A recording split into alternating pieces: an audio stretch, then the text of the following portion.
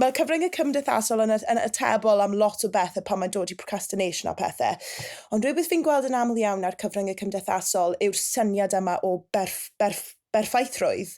T'mod, fi'n gweld reels trwy'r amser, like, a day in the life, like, come and do this with me. A mae'n lot o bobl yn hynod o frysur. A fi yn bersonol, fi ddim yn gwybod am bawb arall yn y galwad yma, ond fi di edrych ar y fideos yna o blaen pan fi'n mynd trwy, like, real bad procrastination phase. A mae'r teimlad o euogrwydd sy'n codi wedyn i fi fel, wel, mae'r person yma yn wneud hyn ac yn mynd mas a maen nhw mor brysur a fi jyst yn iste yma a fi ffili symud.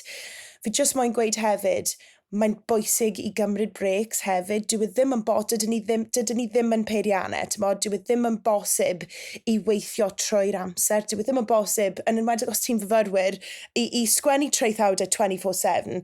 A mae rhaid i chi cymryd breaks